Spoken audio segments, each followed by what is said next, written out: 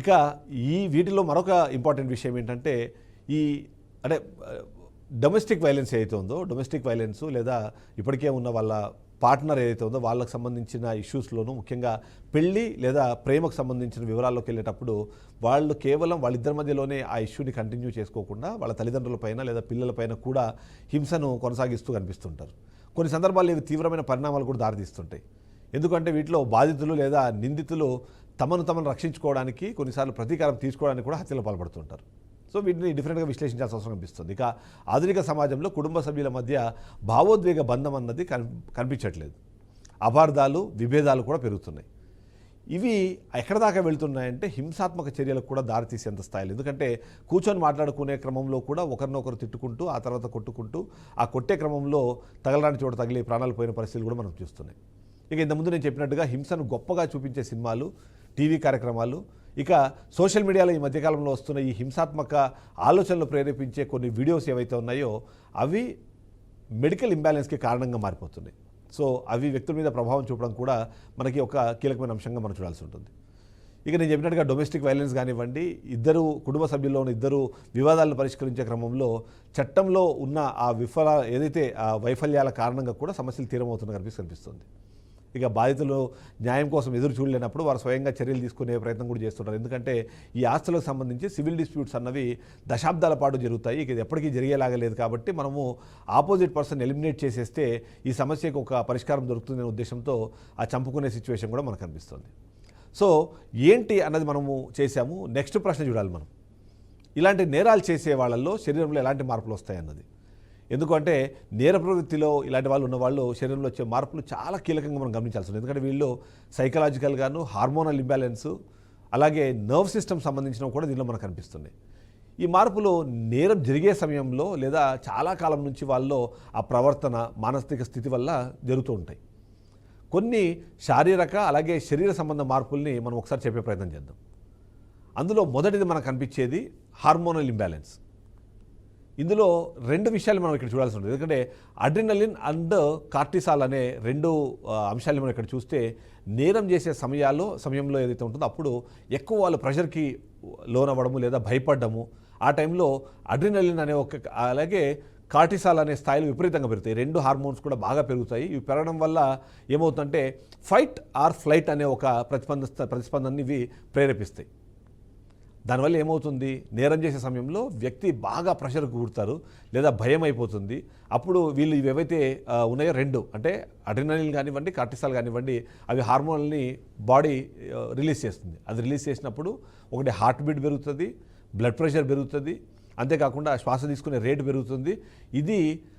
ఇవన్నీ పెరగడం ద్వారా ఏంటంటే ఎవరైతే ఆల్రెడీ ఇప్పటికే ఒక శారీరకంగా సామర్థ్యం ఉంటుందో అది ఇమ్మీడియట్లీ పెరిగిపోతుంది. సో ఆ సమయంలో కూడా హింసాత్మక చర్యలు తను సిద్ధంగా ఉండేలాగా అది చేసే నేరంలోనే ఈ నేరాలు జరుగుతాయన్నది ఒక విశ్లేషణ మనం వినిపిస్తుంది. ఇక వీటిలో మరొక కీలకమైన హార్మోన్ ఏంటంటే టెస్టోస్టెరాన్. కొన్ని అధ్యయనాలు గమనించినప్పుడు అధికంగా టెస్టోస్టెరాన్ స్థాయిలు ఎవరికైతే ఉంటాయో వాళ్ళు దూకుడు ప్రవర్తన అలాగే రిస్క్ తీసుకునే స్వభావంతో కలిగి ఉంటారు అన్నది ఒక సర్వే తెలుస్తుంది. దాని ప్రకారం కొందరు నేరస్తుల్లో అధిక టెస్టోస్టెరాన్ స్థాయిలు హింసాత్మక లేదా దుందుడుకు స్వభావాన్ని కలిగించే పరిస్థితి ఉంటుంది. నేరస్తుల్లో న్యూరో ట్రాన్స్మిటర్లైన సెరోటోనిన్, డోపమైన్లలో అసమల్యత ఉంటే అది కూడా హింసాత్మక దానికి ఆవేశపరిచే ప్రవర్తనకు కూడా దారితీస్తుంటుంది. ఇక సెరోటోనిన్ లోపం ఉన్న వ్యక్తులు కూడా తక్కువ భావోద్వేగ నియంత్రణ అలాగే ఆవేశంతో కూడిన పనులు చేసే అవకాశం ఉంటుంది. ఈ కారణాలు కూడా మనం చూసుకోవాల్సిన అవసరం ఉంటుంది. ఇక నాడీ వ్యవస్థ నర్వస్ సిస్టమ్ మనం చూస్తే నర్వస్ సిస్టంలో సింపథెటిక్ నాడీ వ్యవస్థ అని ఒకటి ఉంటుంది. అంటే దాన్ని సింపథెటిక్ నర్వస్ సిస్టమ్ అంటాం. ఇందులో నేరం చేసే సమయంలో ఈ సింపథెటిక్ నాడీ వ్యవస్థ ఏదైతే ఉందో అది యాక్టివేట్ అవుతుంది. ఇది శరీరాన్ని ఒక ఎమర్జెన్సీ స్టేజ్లో తీసుకెళ్ళిపోతుంది. అలా తీసుకెళ్ళడం ద్వారా ఏదైతే హార్ట్ బీట్ కానివ్వండి, శ్వాస తీసుకునే రేటు కానివ్వండి, అలాగే బ్లడ్ ప్రెషర్ని కూడా ఇది పెంచుతుంది. అప్పుడు ఇది ఎలాంటి యాక్టివిటీ చేయడానికైనా సిద్ధమైపోతుంది. అంటే అది నేరం చేయడానికి కూడా సిద్ధంగా మార్చేలాగా బాడీని క్రియేట్ చేసేస్తుంది. ఇక పారాసింపథెటిక్ అనే నర్వస్ సిస్టమ్ ఉంటుంది. ఆ నర్వస్ సిస్టమ్ని చూసి కూడా ఏంటంటే ఏదైతే నేరం జరిగిపోతుందో అప్పుడు ఇది అంటే పారాసింపథెటిక్ వ్యవస్థ అవుతుందో అది శరీరాన్ని శాంతపరచడానికి ప్రయత్నిస్తుంది. అంటే ఓకే ఇది జరిగిపోయింది, ఈ తర్వాత కొద్దిగా రిలాక్స్ అవ్వు అనే టైప్లో చేస్తుంటుంది. ఏంటంటే ఎక్కువ శాతం లాంగ్ టర్మ్లో ఏదైతే ప్రెషర్స్ ఉంటాయో అలాంటి వాళ్ళు దానివల్లనే ఈ ఇంబ్యాలెన్స్ అనేది మనకు కనిపిస్తుంటుంది. దీనివల్ల ఈ ప్రెషర్ ఎక్కువైపోవడము, ఒక ఇంబ్యాలెన్స్ సిచ్యువేషన్లోకి వెళ్ళిపోవడము, దానివల్ల కూడా ఇలాంటి నేర ప్రవృత్తి అనేది కలుగుతుంది అనేది ఒకటి మనకు కనిపిస్తుంది. ఇక బ్రెయిన్ ఫంక్షన్ సంబంధించి చూసినప్పుడు ప్రీఫ్రంటల్ కార్టెక్స్ అని, అంటే ఇది భావోద్వేగ నియంత్రణ అలాగే నిర్ణయాత్మక ఆలోచన సామర్థ్యానికి బాధ్యత ఉంటుందన్నమాట. అంటే ఇది క్రియేట్ చేస్తూ ఉంటుంది. ఇది ప్రీఫ్రంటల్ క్యారెక్టర్స్ ఏదైతే ఉంటాయో వాళ్ళు చాలా అంటే బలహీనమైన పనితీరు వల్ల ఈ ఆవేశంతో ఉండే నిర్ణయాలు కొన్ని తీసుకుంటూ ఉంటారు. అది ఆవేశమైన నిర్ణయాలు ఏంటంటే షార్ట్ టర్మ్లో ఏదైనా సరే ఒక సమస్యకి పరిష్కారం కావాలనే ఉద్దేశంతో ఈ హింసాత్మక చర్యలకు దారితీసేందుకు వాటిని ఉపయోగిస్తూ ఉంటుంది. ఇక మరొక కీలకమైన అంశము భయము అలాగే కోపం. దీన్ని ఆమిగడాలా అంటారు. ఇదేంటంటే ఈ రెండు భయాన్ని ఆగ్రహాన్ని వాటిని నియంత్రించే మెదడులోని ఒక భాగం. అమిగ్డాలా ఇది చాలా యాక్టివ్గా పనిచేస్తుంటుంది. అలా యాక్టివ్గా పనిచేస్తే అప్పుడు హింసాత్మకంగా వాళ్ళు మారే అవకాశం ఉంటుంది. చాలా ఆవేశంతో కూడిన ప్రవర్తన అన్నది కూడా వీళ్ళతో వచ్చేస్తుంటుంది. ఇక కీలకమైన మరొక అంశము డోపమైన్ అలాగే సెరోటోనిన్ అనే అసమూల్యత ఏదైతే ఉందో, అంటే ఇదేంటంటే డోపమైన్ అన్నది దాన్ని ప్రేరేపిస్తుంది, అలాగే దానికి రివార్డ్ చూస్తుంది. ఇక సెరోటోనిక్ అన్నది మానసిక స్థిరత్వంలో అసమల్యత ఉంటే అప్పుడు అది క్రియేట్ చేస్తుంటుంది. అంటే ఇది ఏం చేస్తుంది అంటే ఆవేశపరిన చర్యల్ని చేయడము, దుందుడు ప్రవర్తనకు తారదీసేలాగా ఇది చేస్తూ ఉంటుంది. వీడికి చాలా కాలంగా మనము ఒత్తిడి ప్రభావం గురవ్వడం కానీ ఇలాంటి కొన్ని ఇష్యూస్ ఉంటాయి. అవన్నిటి వల్ల కూడా కార్టిసాల్ హార్మోన్ అనేది ఒక్కొక్క హార్మోన్ ఉంటుంది. అది కూడా ఎక్కువ స్థాయిలో శరీరంలో ఉన్న ఒత్తిడి ఏదైతే ఉందో ఆ ప్రెషర్ని ఈ కార్టిసాల్ వస్తుంది. ఇది యూజువల్లీ ఏంటంటే గుండె సమస్యలు కానివ్వండి, రోగనిరోధక వ్యవస్థ పైన బలహీనతగా మార్చడము, బ్లడ్ ప్రెషర్ చేయడం ఇట్లాంటివన్నీ వస్తుంటాయి. కాబట్టి ఇలాంటి కారణాలు కూడా ఇక్కడ సిచ్యువేషన్ అయితే క్రియేట్ చేస్తుంటాయి. ఇక నేరం చేసే సమయంలో ఏం జరుగుతుంది అన్నది కూడా ఒకసారి మనం చూడాల్సి వస్తుంది. అలా చూస్తే ఎవరైతే లాంగ్ టర్మ్గా ఇలాంటి థాట్ ప్రాసెస్లో ఉన్నారో వాళ్ళు చాలా ఆరోగ్య సమస్యలు ఉంటాయి వాళ్ళకి. ఏది బ్లడ్ ప్రెషర్ కానివ్వండి, హార్ట్ బీట్ పెరగడం కానివ్వండి, అంతేకాకుండా ఎక్కువ అంటే ఈ షివరింగ్ అన్నది ఉంటుంది, అనుకోకుండానే చెమటలు పట్టడము, ఇలాంటి వాళ్ళల్లో అందుకే హై బ్లడ్ ప్రెషరు, డయాబెటీస్, అంతేకాకుండా జీర్ణ సమస్యలు ఉంటాయి వాళ్ళ దగ్గర. అవి కాకుండా సైకలాజికల్గా వీళ్ళని ట్రీట్ చేయాల్సిన అవసరం కూడా మనకు కనిపిస్తుంటుంది. ఇది దీనివల్ల చూసుకోవాల్సిన అవసరం అయితే మనకు కనిపిస్తుంది. సో ఇక నెక్స్ట్ ప్రశ్న మనం ఒకసారి చూద్దాం. ఆ నెక్స్ట్ ప్రశ్న ఏంటంటే సైకలాజికల్గా వీళ్ళని ఎలా ట్రీట్ చేయాలి. ఎందుకంటే ఇప్పుడు మనం చూస్తున్నది ఏందని అయిపోయిన తర్వాత దీన్ని ఎక్కడి నుంచి చేసే వాళ్ళని మార్పులు మనం చూసేసాము. నెక్స్ట్ మనం చూడాల్సింది ఏదైతే సైకలాజికల్గా వీటిని ఎలా ట్రీట్ చేయాలి. ఆ సైకలాజికల్గా ట్రీట్ చేయాలనుకున్నప్పుడు మనము ఆ ట్రీట్ చేయాల్సిన సిచ్యువేషన్లో మనకు చాలా క్లియర్గా కనిపించేది ఒకటి, చాలా అంటే సంక్లిష్టమైన పరిస్థితి, సంక్లిష్టమైన సిచ్యువేషన్ కాబట్టి మానసిక స్థితి ఏముంది, నేపథ్యం ఎక్కడి నుంచి వచ్చింది, దీనికి ఏమైనా క్రిమినల్ సైకాలజీ అలాగే సైకోథెరపీలో ఉండే కొన్ని కీలకమైన చికిత్సా విధానాల గురించి ఒకసారి నేను చెప్తాను మీకు. ఇందులో మెయిన్గా మనకు అనిపించేది ఏంటంటే సైకలాజికల్ అసెస్మెంట్ అన్నది చాలా కీలకంగా మారుతుంది. అందులో ఫస్ట్ స్టేజ్ ఏంటంటే ఎవరైతే నేరస్తుడు ఉన్నాడో అతని మానసిక స్థితిని అంచనా వేయాలి. ఇందులో డిప్రెషను, ప్రెషరు, బైపోలార్ డిసార్డరు, స్క్విజోఫీనియా లేదా యాంటీ సోషల్ పర్సనాలిటీ డిజార్డర్ లాంటి ఏమైనా రుగ్మతలు ఉన్నాయన్నది ఫస్ట్ చెక్ చేసుకోవాలి. అలా చెక్ చేసుకునే క్రమంలో కూడా స్టాండర్డైజ్డ్ సైకలాజికల్ టెస్ట్లు ఎక్కువ ఉంటాయి. అదే ఎంపీపీఐ, ఎంఎంపీఐ, రోస్టర్ టెస్ట్ అని ఉంటాయి. ఇవి క్లినికల్ ఇంటర్వ్యూస్ ద్వారా కూడా చేస్తుంటారు. వాళ్ళతో మాట్లాడడం ద్వారా వాళ్ళ ఆలోచన విధానం ఏముంది, వాళ్ళు భావోద్వేగాన్ని ఎంత మాత్రం కంట్రోల్ చేసుకోగలుగుతున్నారు, వాళ్ళు అసలు అంతకుముందు ఎలా బిహేవ్ చేసేవాళ్ళు, వీటన్నిటిని అర్థం చేసుకొని దాన్ని చేసుకొస్తారు. ఒకసారి అది క్లియర్ అయిపోయిన తర్వాత సైకోథెరపీ అనేది చాలా కీలకమైన ఒక దీనిలాగా చూడాల్సి వస్తుంది. దీంట్లో సైకోథెరపీలో మనం చూసినప్పుడు కూడా కాగ్నిటివ్ బిహేవియరల్ థెరపీ అన్నది ఉంటుంది. ఇది అత్యంత సాధారణంగా జరిగే ఒక పరిస్థితి. అంటే ఈ సిబిటీ అంటుంటారు. ఈ సిబిటీ ద్వారా నేరస్తుల్లో ఏదైనా డిస్ట్రక్టివ్ థాట్ ప్రాసెస్ ఏదైనా ఉందా, ఆ ప్యాటర్న్స్ ఏమైనా కనిపిస్తున్నాయా అన్నది ఇక్కడ చూస్తారు. వాటిని గుర్తించి వాళ్ళని ఏం చేస్తారంటే నెగిటివ్ థాట్ ప్రాసెస్ నుంచి పాజిటివ్ థాట్ ప్రాసెస్కి వాళ్ళని మార్చే ప్రయత్నం చేస్తారు. ఇక నెక్స్ట్ అనేది డీబీటీ అంటారు, అంటే డైలెక్ట్రికల్ బిహేవియర్ థెరపీ అంటారు. అంటే దీన్ని ఏం చేస్తారంటే వాళ్ళకి ఈ భావోద్వేగ నియంత్రణ ఎలా చేయాలి, అలాంటి వాటికి ఇది ఉపయోగపడుతుంది. అప్పుడు ఆవేశాన్ని వీళ్ళు ఎలా నియంత్రించుకోవాలి, ఇక ఏదైతే ప్రెషర్ ఉందో ఆ ప్రెషర్ని ఎట్లా కంట్రోల్ చేసుకోవాలి, ఇక వేరే వాళ్ళతో అంటే సైకలాజికల్గానే కాకుండా ఆ చుట్టూ ఉన్న సొసైటీలో ఉన్న వాళ్ళతో సంబంధాలను ఎట్లా మెరుగుపరచుకోవాలనే దాని మీద దృష్టి పెట్టి దాని మీద థెరపీ చేపిస్తారు. ఇక సైకోడైనమిక్ థెరపీ అని మరొకటి ఉంటుంది. ఆ సైకోడైనమిక్ థెరపీలో చూస్తే ఏంటంటే అంతకుముందు ఆయనకున్న ప్రీవియస్ ఎక్స్పీరియన్సెస్, ముఖ్యంగా చిన్నప్పుడు ఆయన ఏమైనా కానీ ఇలాంటి డొమెస్టిక్ వైలెన్స్కి ఏమన్నా పాల్పడ్డారా, లేదా ఆయన మీద ఎక్కువ ప్రెషర్ పెట్టి ఆయన తొక్కేసే ప్రయత్నం చేశారా, ఒకవేళ నేర ప్రవృత్తికి కారణమైతే ఈ థెరపీ ద్వారా వాటిని అర్థం చేసుకొని క్లియర్ చేస్తుంటారు. ఇక మోస్ట్ ఇంపార్టెంట్ విషయం మనకి యాంగర్ మేనేజ్మెంట్ అలాగే ఇంపల్స్ కంట్రోల్ ట్రైనింగ్ అంటారు దీన్ని. హింసాత్మక నేరాలు ఎవరైతే చేస్తుంటారో వాళ్ళు ఆవేశ నియంత్రణ సమస్యలు చాలా సాధారణంగా ఉంటాయి. ఎందుకంటే వాళ్ళ యాంగర్ని మేనేజ్ చేసుకోలేకనే వాళ్ళు ఇలాంటి యాక్టివిటీస్ పాల్పడతారు. కాబట్టి వాటిని మేనేజ్ చేసే ప్రోగ్రామ్స్ అంటే అందులో ముఖ్యంగా కోపాన్ని నివారించడం కానీ నియంత్రించడం కానివ్వండి, ఏదైనా ఇష్యూ వచ్చినప్పుడు దాన్ని లాజికల్గా ఎట్లా పరిష్కరించడం అన్న దాన్ని ఒకటి నేర్పిస్తారు.